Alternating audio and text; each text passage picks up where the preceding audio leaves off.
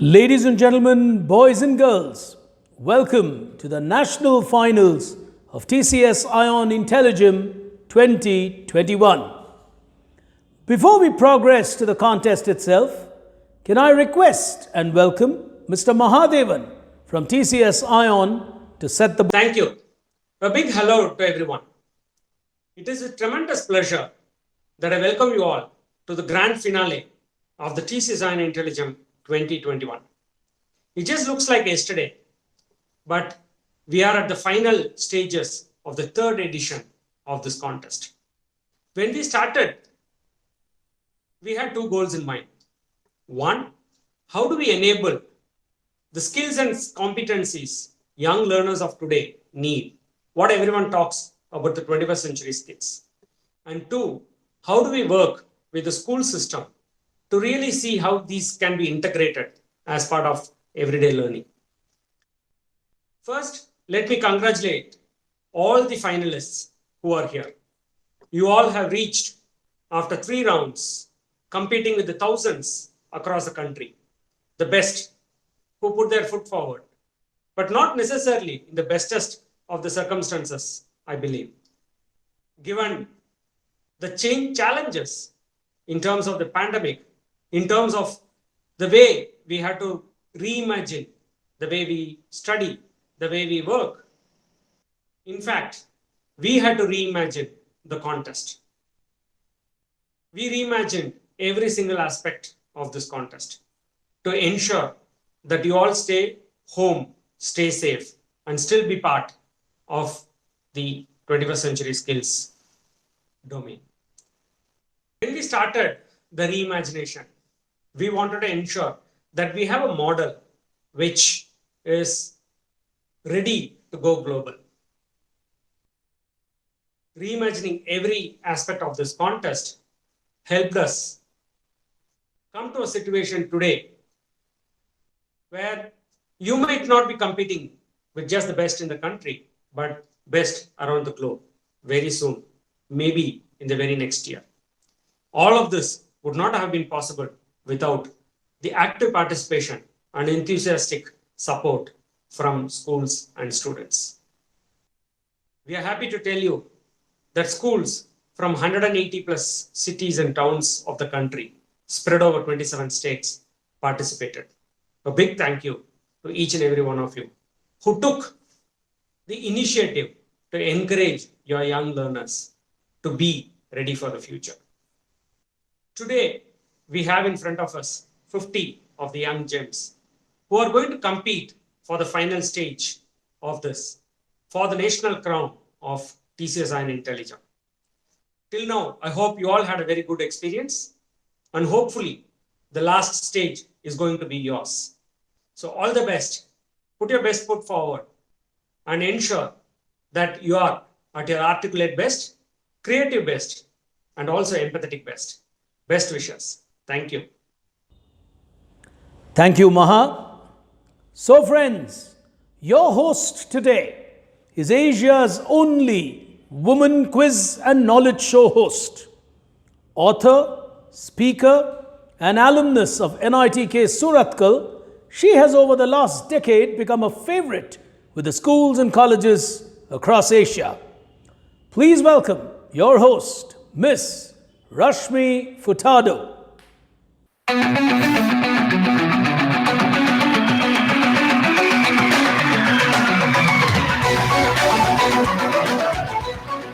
Hello and welcome to all of you to the grand finale of the senior category IntelliGem of Global Citizenship.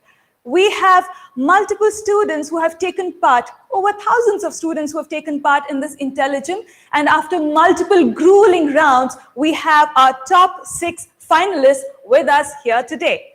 I'll introduce them to you very quickly. All right, coming up first, our first finalist is Marwa Sajat. She's from class 7 and St. Thomas Residential School, Thiruvananthapuram.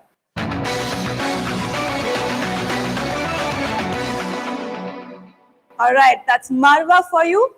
Up next, we have Annette Ronnie from class 9 and she belongs to Shishu Graha School from Bangalore.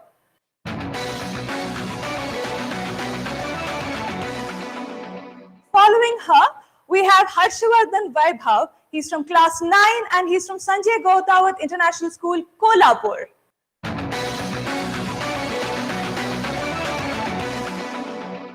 Ipshito Ghosh from class 7 and he belongs to St. Joseph's College, Kolkata.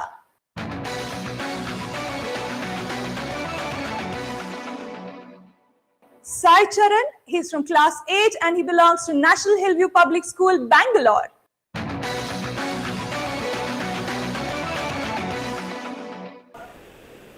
Last but not the least, we have Shaurya Shukla from class 8 from the Bishop School Camp, Pune.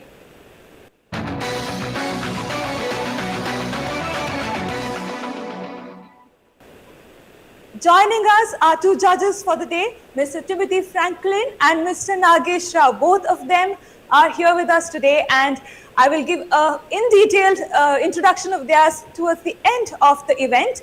They have a very interesting profile. Believe me, you're going to be all ears when I tell you who they actually are. Judges, welcome to you as well. Judges, it's your call. You can stay on video or you can switch off your video mode. We require your video to be present only during the jury time, which is when you will question the students. Up until then, it's your choice. We're okay if you can switch off your video as well. Not an issue. All right, time for us to get straight into our finale here today. The first round, me in 30 seconds. Here we go.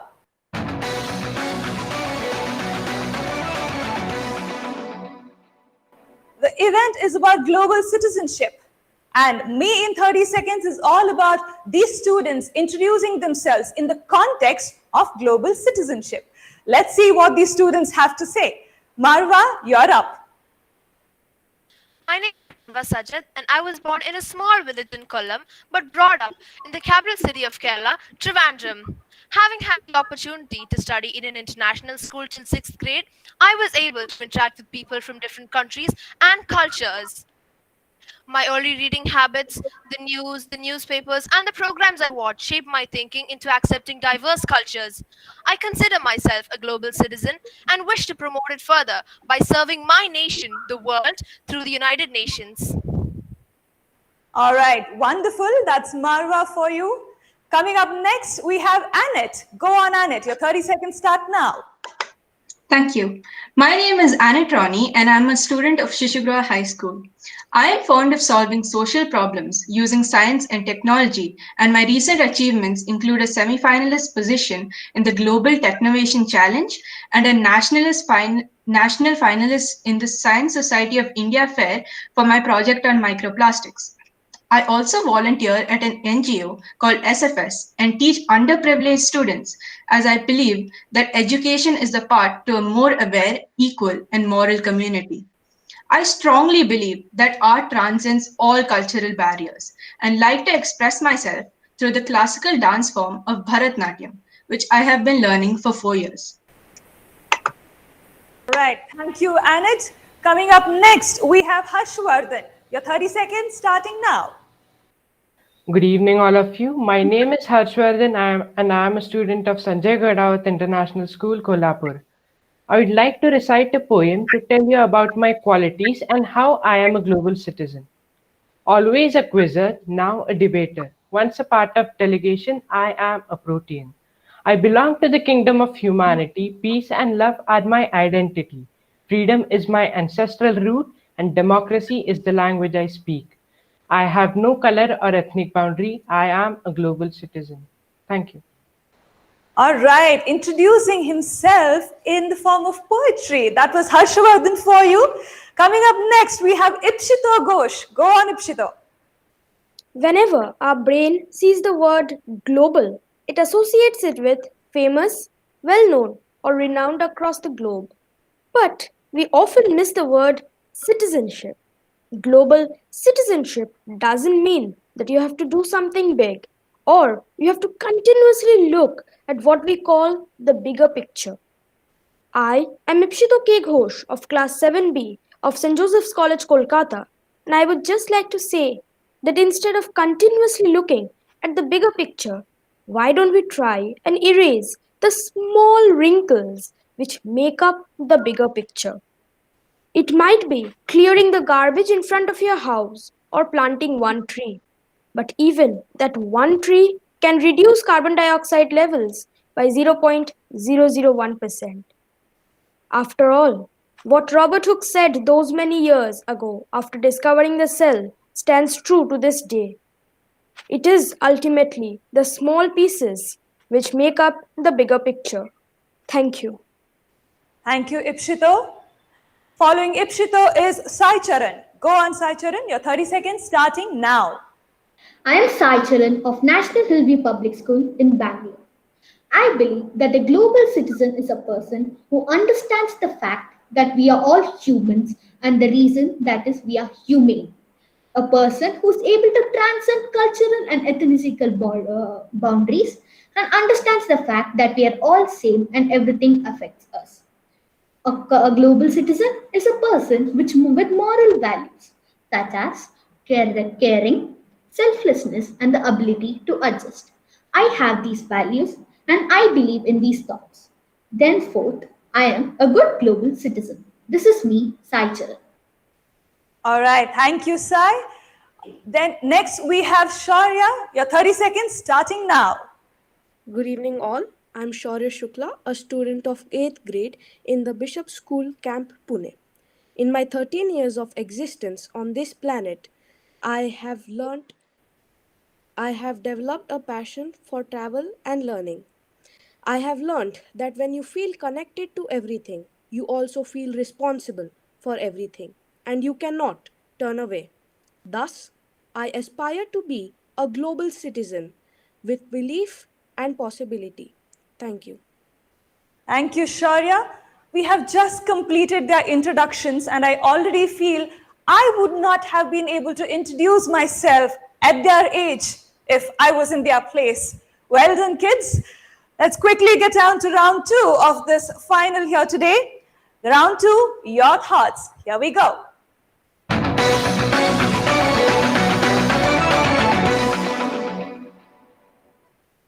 For the second round, we have a topic that has been given to all 6 students. The topic is common, and they have a minute's time to give their view on this topic. Here's the topic on your screen. The global pandemic brought the globe together. All right, let's start with Shaurya for this topic. Your 1 minute starting now. Despite some finger pointing and blame games, the countries came together and cooperation picked up across boundaries. Humanity is being tested as never before, but also rising up to the challenge. Countries are taking swift action against this global pandemic, and in doing so, not only protect their own citizens but also the citizens of other countries by forewarning them of the coming danger. The pandemic has brought the whole globe together and also everyone on a more personal level. People are meeting on ways unprecedented before, and they are helping each other and those who are less fortunate than them.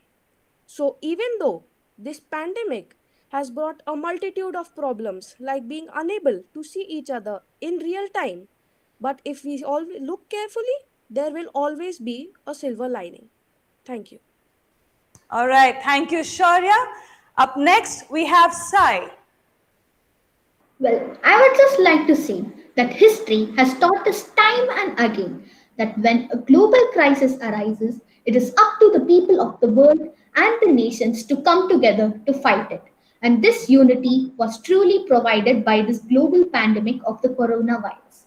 When the pandemic began, the people did not have much information about this virus, but the researchers and scientists around the world got together and collaborated with true global citizenship values to provide information and research about the virus.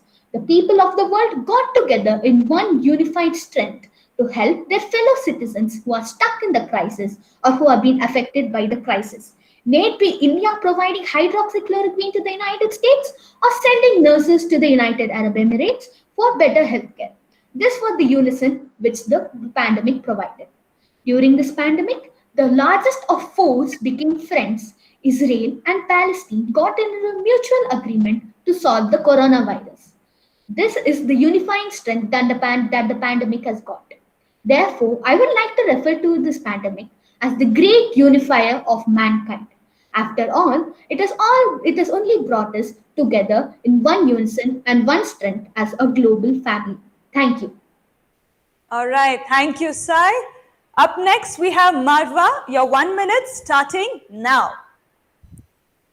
As COVID 19 opened up big challenges to humankind, we saw nations coming together to solve this multifaceted issue.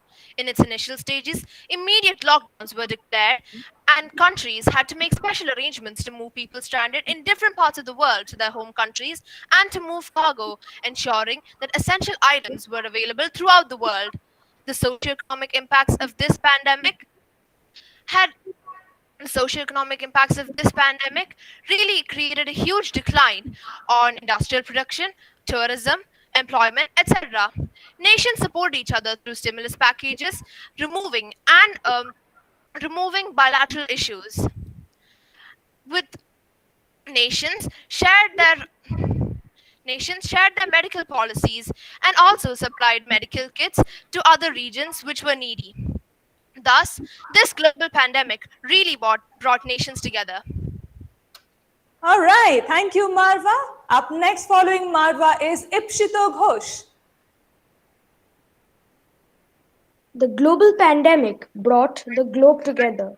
This sentence echoes true in every sense, be it medicines or funds. Various countries helped other countries by giving them funds and medical equipment, like the hydroxychloroquine shippage that India sent to the US. This helped people rise. India was an underdeveloped country at that point, struggling to rise out of the shock. Still, they helped USA, a first world country. Thus, this virus has helped humankind join hands, forgotten enmity, and work towards change itself. Secondly, the AstraZeneca vaccine, the most advanced present on earth today, has helped a lot. But it was not the Oxford who did it. It was 17 countries and 3 continents who established this vaccine as their own. Even USA and China, the biggest of foes, became friends. The humankinds joined hands. The human race fought as one. And like we have triumphed over many diseases in the past, we shall triumph over this disease in the future, because cooperation, collaboration, love, and peace exists somewhere in the human heart, no matter how deep the pit may be. Thank you. All right, thank you, Ipshito. Let's move on to Annette. Your 1 minute starting now. As Albert Einstein once said, in the midst of crisis lies great opportunity.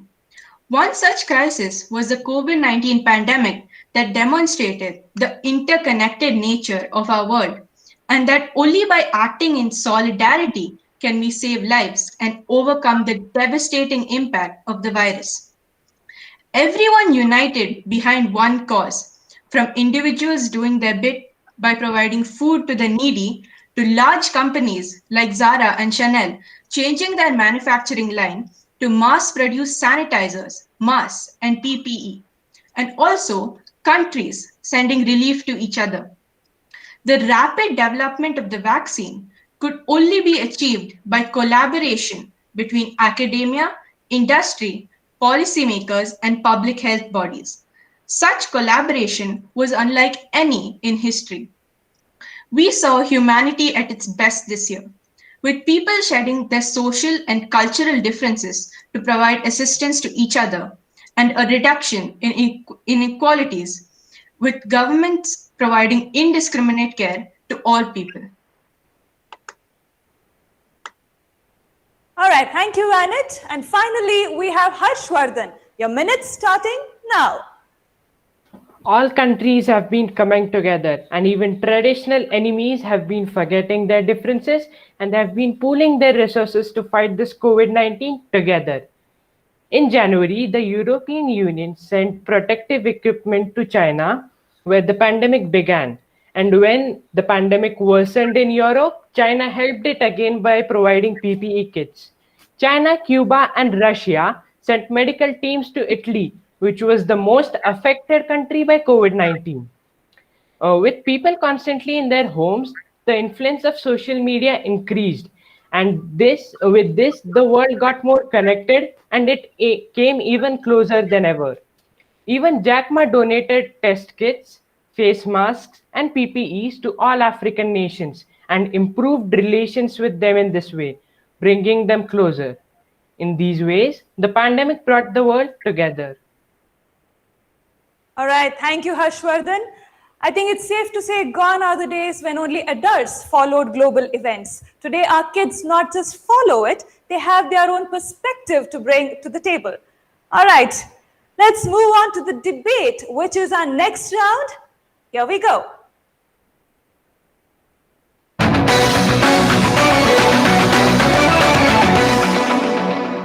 All right, the topic for the debate is on your screen. Coming up now, one country that stayed true to global citizenship in the year 2020, other than India. Let's keep that in mind. You're not allowed to speak about India when you deal with this topic. It's a debate, so all of you, the floor is open. 8 minutes of time is what you have, and you have to arrive at a conclusion towards the end of the debate. Remember that. You may come up with 6 different countries, but you have to come up with a conclusion. All right, your time, 8 minutes of time, starting now. I think that Sweden stayed true to global citizenship during this COVID 19 pandemic.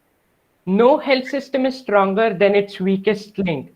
So, Sweden is providing support to developing countries to tackle the pandemic. Sweden has so far allocated US dollars 140 million to COVID 19 specific support. It has provided funds to Zimbabwe for humanitarian support, along with EU, UK, Japan, the African Development Bank, the Global Fund, and the World Bank. It also provided almost 5 million US dollars for WHO's contingency fund. I don't think I can agree with you. Sweden, yes, it is a good country. It has done a lot of things, but I still think that Israel leads from the forefront. Israel and Palestine. This is like science and religion. Enemies created by nature have just joined hands. I don't think that there is any other country who has done that. And yes, Israel is war ravaged, Israel is corrupted, but still it has led from the forefront. Israel's embassy is the Israeli. I'm sorry, you can go on. Yeah. I'm sorry. Well, I would like to disagree that there is no country greater than Israel in this thing, because Germany has provided so many funds to the whole world. 450 million euros have been provided to various countries. For example, the information campaign in Bangladesh, and masks were distributed in refugee camps in Israel, like Iraq, and Germany also contributed €500 million to the WHO, and Germany was the first country to respond to the United Nations request related to the socio-economic aspects of the pandemic. Yes, and the request in the United Nations was made in the United Nations Parliament by a strong duo team of Israel and Canada, because Israel knew what was going on. And this has just come out. Israel's ambassador in India, Ron Malka, has given high-end, state-of-the-art AI technology not only to India, he has given to Ames Delhi, and also Benjamin Netanyahu has sent 5 such equipment to 5 different Israeli embassies around the world. They are helping in that manner. Also, they have donated and helped people around the world. They have helped India and other places. Yes. Well, friends, as we speak about the nations which kept the fire of global citizenship burning during the pandemic, I say no one beats Japan. Japan provided medical assistance to the economically backward and heavily hit pandemic nations of Latin America. They not only provided an aid of 150 million US dollars, they also sent research teams to the nations of Latin America in order to research about the virus, the hotspots, and also to ensure that the weaker and vulnerable sections of society are kept away from the pandemic. Every month, they dispatched around 10 tons of medical supplies with large numbers of N95 masks and anti-flu medicines for the people over there. Japan could have used this for the development of their own nation, but they did this in the spirit of mankind. And therefore, I say no one beats Japan. I Mexico had lodged a complaint in the United Nations telling that the N95 masks sent by Japan, most of them, around 50 to 75%, sent by Japan and China together, were all faulty. Mexico lodged a complaint against the UN telling that if they want to help people, they should help wholeheartedly. country Japan that can take it. stayed true to global citizenship in 2020 was Canada. Canada not only gave $485 million as COVID relief, but also made partnerships with the top leading companies in vaccine making and agreed that they will give out these vaccines for free if they are develop an immunity system against the virus. And Israel too, I agree, is at the forefront. And Canada has been helping humanitarian Canada cause. has been helping humanitarian things for a long time. I Yes, agree for with you. more than I agree with you, 20 years. Shaurya, because Justin Trudeau announced Yeah. this was in the newspaper yesterday. Justin Trudeau has announced that Canadian ambassadors from all over the globe should take in unemployed people and give them jobs at the Canadian embassy.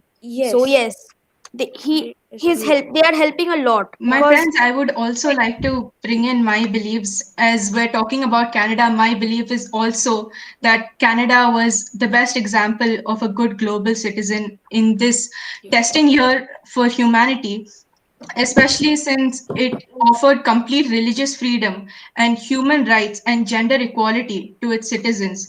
It also provided a $52 million investment into cultural organizations to support the unique needs of minorities, such as the LGBTQ plus and the racialized communities. It also a million immigrants in 2020 and 22 to support the world. Yeah, I I agree completely with agree. you, Anna. Although I started off with Germany, and I would like to disagree that, like, if it's not just Canada who is working with the vaccines, like one of the most important vaccines now, the Pfizer vaccine, it was built along with a company called BioNTech, which was funded by Germany. But then I would like to agree about your opinion on Canada, because Canada has mm, always tried to help its people during the Canada, COVID yes, 19 Canada has pandemic. done that. The only Yes. Canada has many plus points. Yeah, The only reason Canada can do this, Canada is very scarcely populated. Per square kilometer, it does not have that much of Yes. population, and yeah. it is And the quality taking of living is advantage of better. that. Yes, yes. I Well, think we're in common agreement that Canada is one of Great, the great. best examples of Yeah, global citizens in 2020. True, true. Started agreeing because even though Swedish government provided many supports to African nations and it Yes, even I do not disagree with you, Harshvardhan. I completely agree. Swedish government has been not only the Swedish countries, other Scandinavian countries and yes, northern countries have helped, but yeah, Indeed. Canada leads. Canada leads in this, yeah. Yes, Canada is leading. The and Canadian Prime Minister Canada, Justin Trudeau. Yeah, you can yes, go ahead. and Canada has the amount Canada of is corruption in also. Canada and USA is no less. It is corrupted, but it has stood up. It has removed Canada all that is corruption also and on led from rank the 3 front. of the Global Health Security Index, and that index is made specifically to gauge a country's capability to handle a pandemic. The first is US and UK. And So, and then even second I considering would number, like it to agree comes with with your global points on citizenship. Canada and the massive funding which they provided to the United Nations Yes. organizations and their Yeah, funding as well. Although I started with Japan, Canada has also done played a major role in fighting this pandemic with the spirit of global Yeah. citizenship. yes, yes, it is yes. So Yes, so Canada, I think we have all reached a consensus that Canada stood up for global citizenship during these testing times. these testing Yes. times, Yes. and All okay. right, bang on time. You have completed the entire debate with the conclusion within 8 minutes. That's wonderful. For a moment, I thought we were actually having a mock United Nations and not a IntelliGem final here today. Who knows? Maybe one of you would be a part of United Nations in future. We never know what may happen. All right, but I think judges are going to have a tough time judging all these finalists here. Let's see what happens. We have the next round here. Your global perspective coming up on your screen now.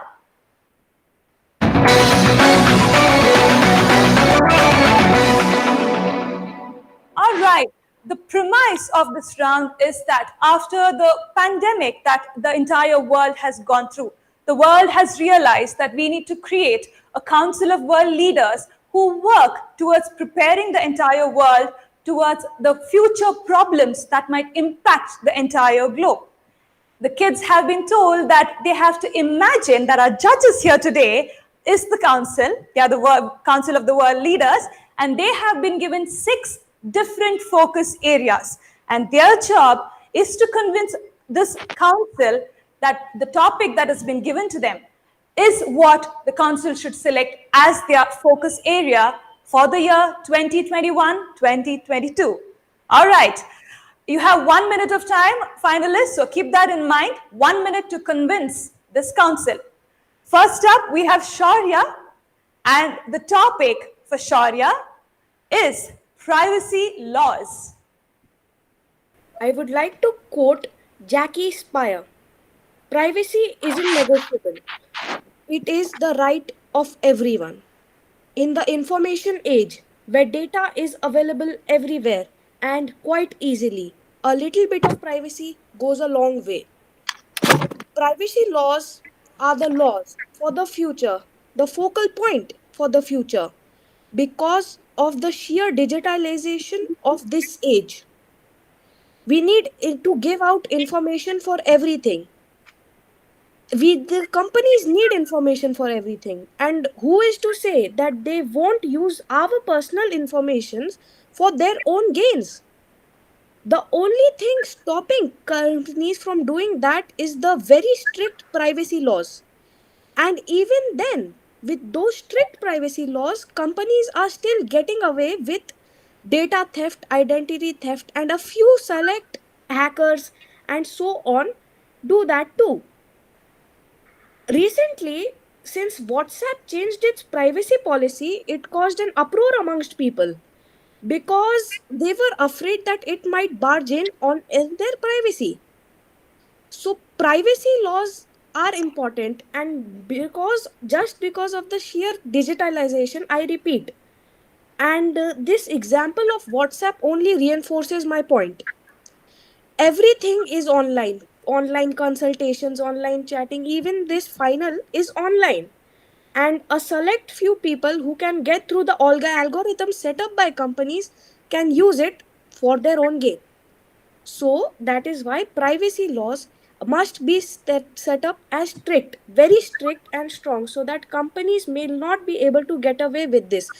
Put up great penalties, shut down their companies. That is then only will they understand that they will not take our information. Privacy is, as I said before, everyone's right, and it is not at all negotiable. Thank you. All right, thank you, Shaurya. A generation which is almost all the time on social media has put forth really strong points on why privacy laws are really, really important for us. All right, coming up next is Sai Charan and his topic, Interdependence of Nations. Well, first, I would like to quote Alexander the Great. Upon the conduct of each depends the fate of all.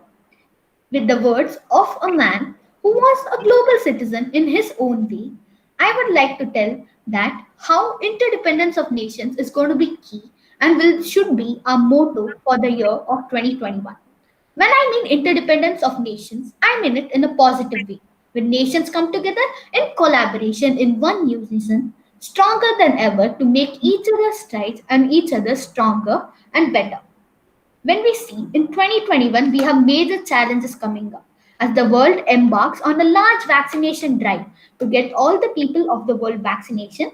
The rich countries and the countries which are economically forward should help the nations which are economically backward in providing the vaccines and providing the healthcare facilities which they have.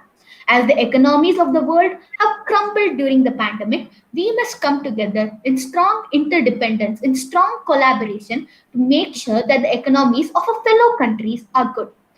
So that the people of this world are all able to lead a proper and a formidable life. This is what the impact of interdependence will be. As my colleagues shall speak about many of the global challenges and the global mottos we must have in 2021, all of this is possible only when nations are able to come together and collaborate and the people of the world sing in one unison. This is why interdependence of nations must be very important in 2021. Thank you.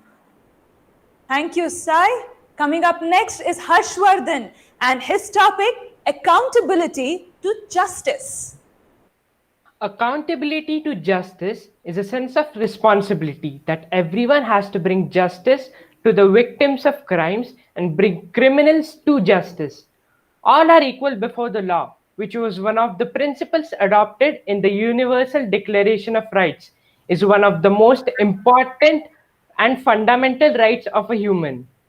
Citizens also have this responsibility, but the government, being a representative of these citizens, has more responsibility than them.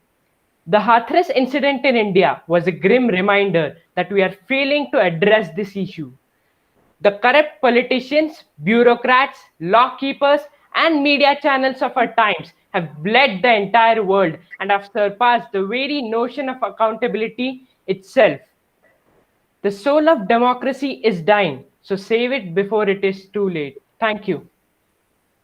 Thank you, Harshvardhan. I think it's wonderful to listen to the youth of today, or actually a child, a kid of today, to speak about why accountability of justice is really important for the human race to progress. All right, let's move on. Ipshito coming up, and his topic, responsible citizenship. Responsible citizenship. One of the first things that comes to our mind when we hear this is responsible citizens are the people who embrace change, who work for change, who become the change.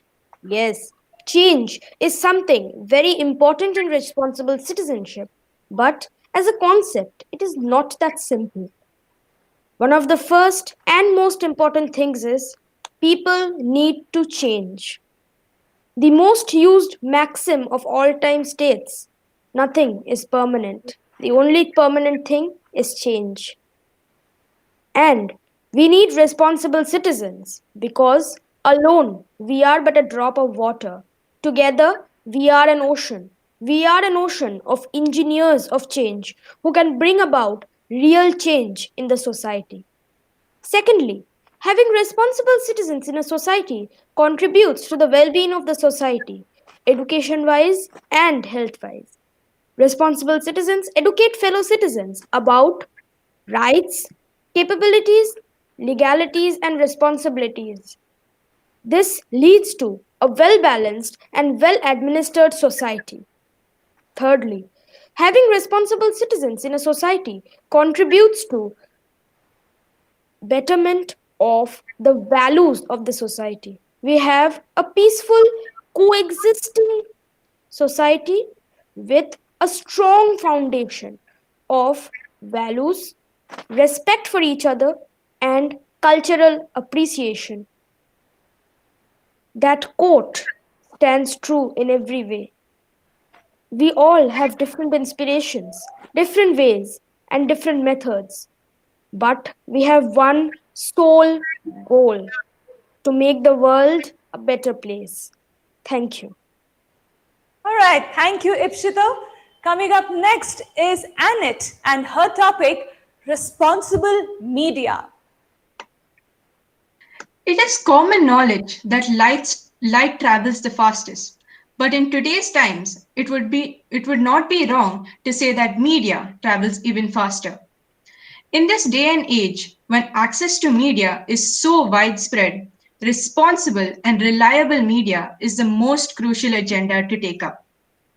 Ensuring that false information is not spread is very important, as public opinion and reaction will be influenced by this. One example of this was when a reputed media house continuously claimed that COVID-19 was an engineered virus by China, which led to the racial and political prejudice against the East Asian community. On the other hand, media can play a crucial role in spreading awareness and can act as a catalyst to action. The rapid and widespread reach of the public health communications, such as the guidelines on hand washing and social distancing during the pandemic, demonstrate this point. While media can educate people about their rights and freedom, thereby preventing inequalities from taking place, it can also become the cause of these injustices, as can be seen by the violence demonstrated at the Capitol due to President Trump's inflammatory remarks. As policymakers, as the World Council, we must ensure that such injustices do not take place. We must ensure that media remains a single-edged sword and must put in certain regulations to ensure responsible media prevails, such as news verification, restraints on spreading inciting news, and ensure the sustenance of private liberty.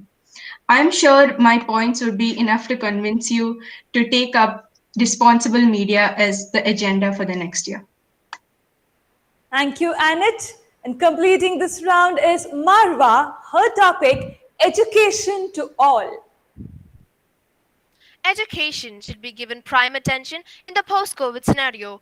During COVID-19, the lack of education has had its effects, as unawareness among people caused them not to maintain protocols, worsening the situation.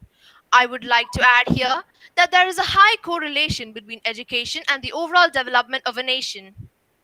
Education is a key factor in reducing the gender gap, child labor, and fighting malnutrition issues and increasing the overall quality of life.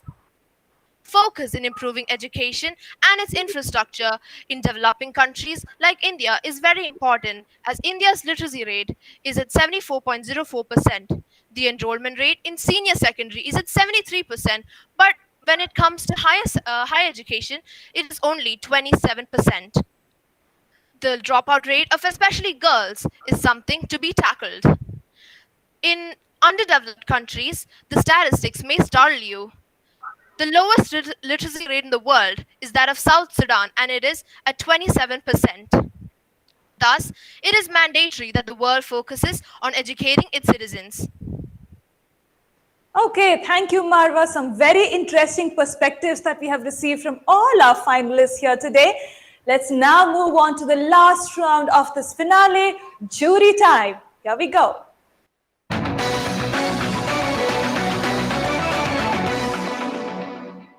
I told you all in the beginning of this finale that we have some interesting judges with us here today. And now is the time I tell you who they are. Well, firstly, we have Mr. Timothy Franklin. He is the founder of National School of Journalism, a premier institute in the space of media in our country. He is not only the founder of NSOJ, that is what the school is known as in an abbreviated form. Prior to that, he has been a corporate finance lawyer in New Delhi, Singapore, Hong Kong, and at some of the world's most prestigious law firms, including Allen & Overy LLP and DLA Piper. He has advised governments, corporations, and global investment banks on international corporate finance. He is also an alumnus of the iconic London School of Economics, where he studied his master's in law. And he's currently, he is qualified as an advocate in India and as a solicitor of the senior courts in England and Wales. He is currently an Obama Scholar at Columbia University. He is a true inspiration to the youth. He's a cancer survivor and he lives his life to the fullest. And why do I say he lives his life to the fullest? Despite achieving so much in his professional life, he still follows and he pursues some of his hobbies. He hosts a podcast of his own. He loves his cricket and he's also a part of a rock band. So let's welcome our judge here today, Mr. Timothy. Thank you so much for joining us. All right, and coming up we have Mr. Nagesh, our second judge here today. He's a passionate civil engineer and a strong advocate of concrete technology. He works for the Aditya Birla Group as part of Ultratech. He's a popular speaker, trainer, and youth mentor. He always finds time for schools, colleges, university, all of whom invite him to be a speaker. Over the weekends, he's a nature enthusiast. He has a very specific and interesting hobby. He loves crocodiles. He basically loves to photograph crocodiles. Yes, you heard me right. I said crocodiles. I've even heard that he has some selfies with crocodiles, but I think he's the one who will comment on how safe it is. But yes, that is true. His photographs have won many, many accolades world over. He is fondly and affectionately known as Concroc Nagesh, given his interest in concrete and crocodiles. And he loves his coffee, preferably black. Welcome to both of you here today. And this is the round where both of you ask questions to our finalists. And I would request you to question one person at a time, and kindly restrict yourself to one question per student. So that way we can cover 3 students per judges and we can complete this round of your jury time. May I request one of you to please begin? Sir, you can take up the first question. All right, Mr. Timothy, if you could begin. Sure. Firstly, thank you very much for that glowing introduction.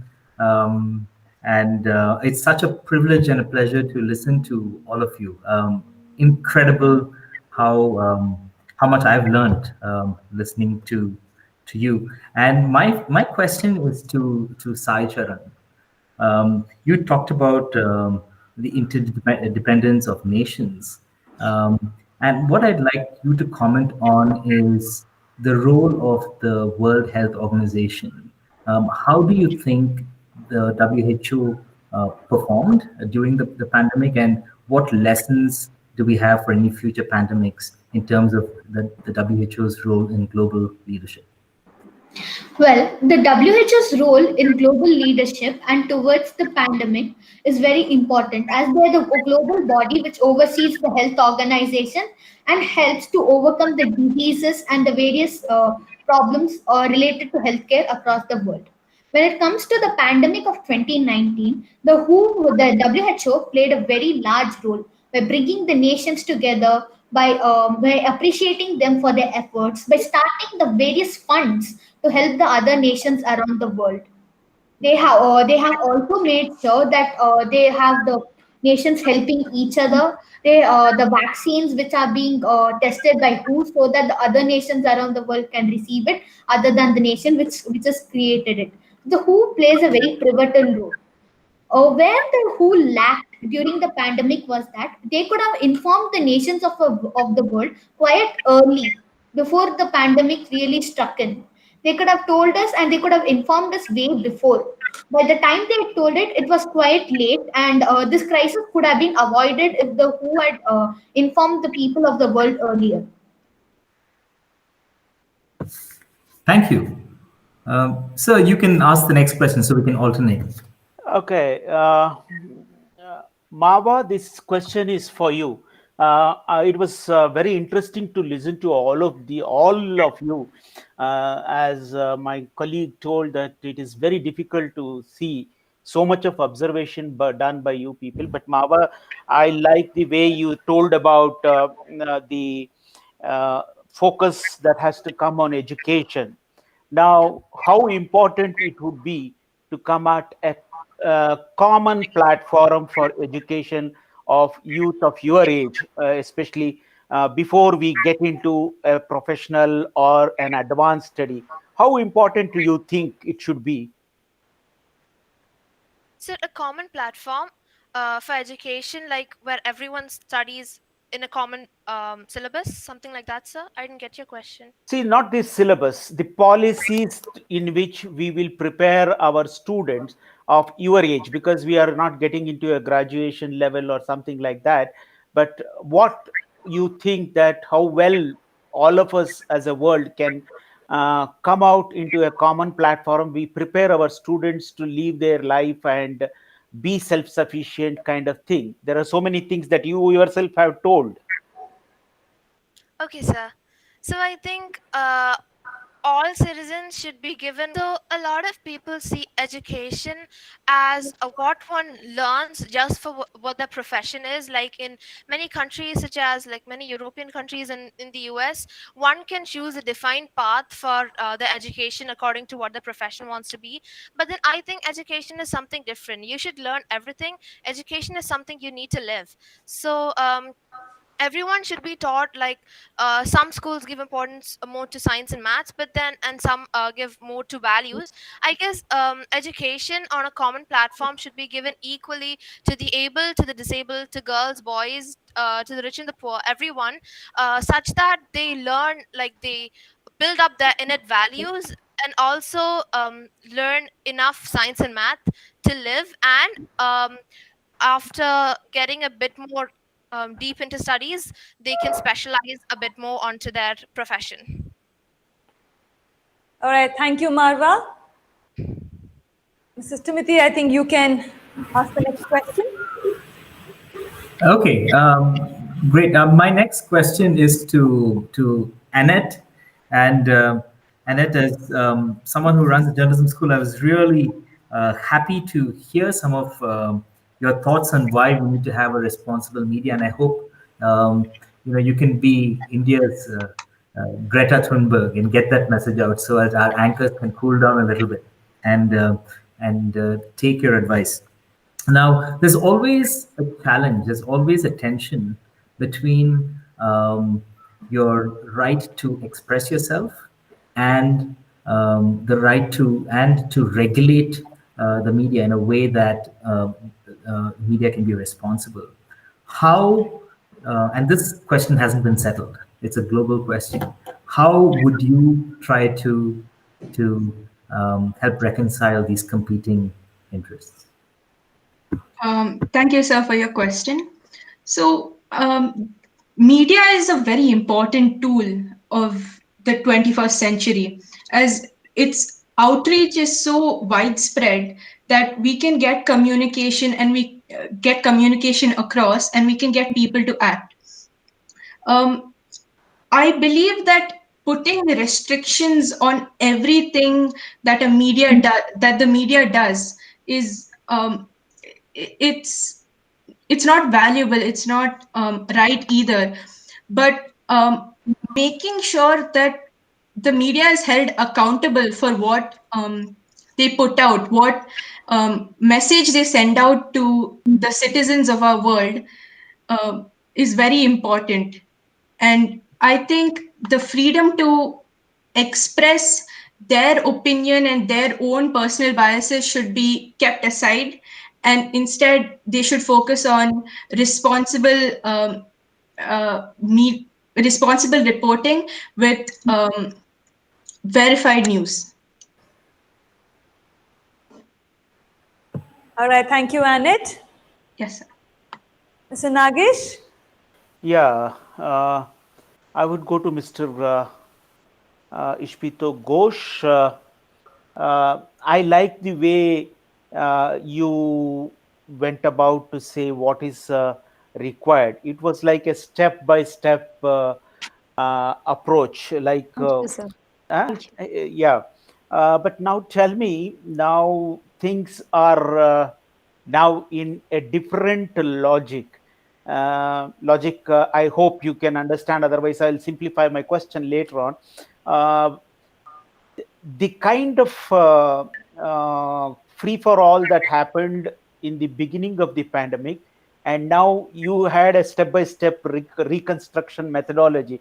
Can you be a little bit clear on how everyone can contribute for this as an individual or as a country or a consortium of countries? group of countries rather. Yes, sir.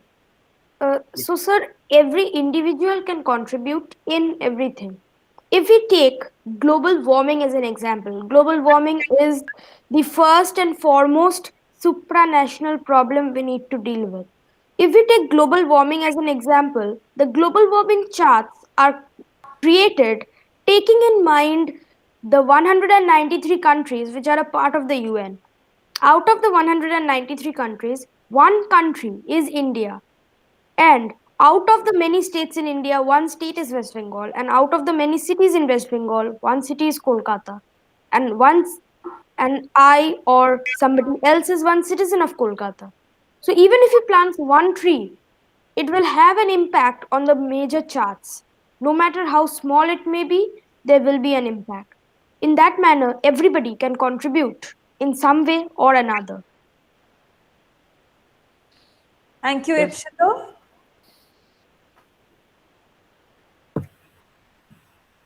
Okay. My next question is to Harshvardhan. Um, Yes. Harshvardhan, I liked your poem. It was a really interesting way to introduce yourself, and clearly a lot of thought had gone into it. And I liked how you stuck out with Sweden. But more importantly, as a lawyer, I was struck by you choosing your topic, accountability to justice, and as global citizens, what we can do. Now, what, according to you, is one global issue?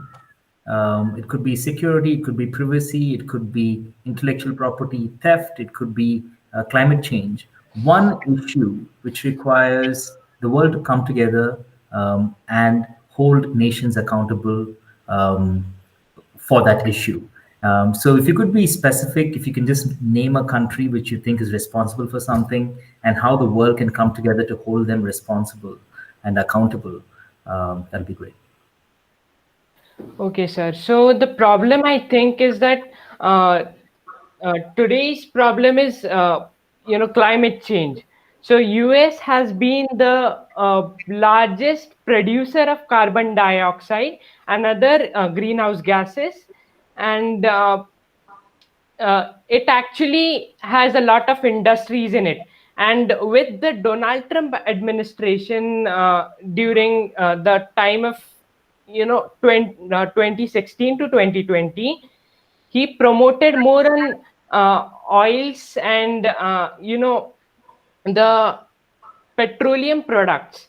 And I think his business background does not allow him to look to this issue and to tackle this issue. And so I think that all the countries should come together and they should hold US responsible for the climate change that is happening. I'm sure all other countries are also responsible, but US being, I mean, China is at the second place, and US has almost double the emissions that China has had in its history. So all the countries should come together, and US should be held responsible for these things. And I think coming in with the Biden administration in 2021, we'll be sure to tackle this issue. And I think there won't be a problem for the countries to come together with the incumbent, I mean the president-elect, who is going to become the president now. And he has also made climate change, tackling climate change as one of his important issues in his agenda. So I think this is the problem that all countries need to come together and tackle. Thank you. Okay, it's my privilege to be the last question. Okay, now Shaurya, you had chosen the privacy laws as your topic of discussion. What do you think? Which country do you think has the nearest to best laws, and what is the very important thing that other countries need to pick up? I want you to pick up one or two laws. Don't go in detail to that. Which country do you think has the best of the laws, and what other should follow in one or 2 points? So, according to me, the country which has best private privacy protection laws is so the Scandinavian countries as a whole, we can say Norway, Iceland, and Denmark. These countries, they have the best. They protect the privacy of their people. Their highest main interest is the people, which is what democracy as a whole should stand for. Privacy of the people should be protected, and greatly protected too. So I think the Scandinavian countries as a whole should laws should be followed. The Scandinavian countries are the happiest countries, usually the most prosperous countries, and in terms of privacy and so on, they are the leading ones. They strictly impose laws against privacy theft. They punish the corporations which bend these laws, which break these laws, and they try their best. And I think every other country in the world should follow their example. Even the lesser developed ones should follow their examples too. They should make their laws stricter. They should protect their laws even better, and they should make the penalties and the punishments for breaking these laws stricter even more. They should make the corporations responsible for what they have done. The corporation should be responsible for what they have been doing. Therefore, this is the basic idea of the laws that should be followed by every country, and the countries that do it best are the Scandinavian countries. That is all. Thank you. Okay, thank you. Over to Rashmi. All right. Thank you, judges. I think there were some really good questions picking the brains of all of our finalists here today. Well, ladies and gentlemen, we have reached at the end of this finale.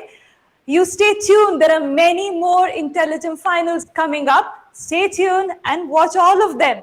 You take care. We will be back soon. After that fabulous show, we now invite you to join us for the prize distribution on 26th January 2021 at 6 p.m. I repeat, 26th January 2021 at 6 p.m. We will see you there.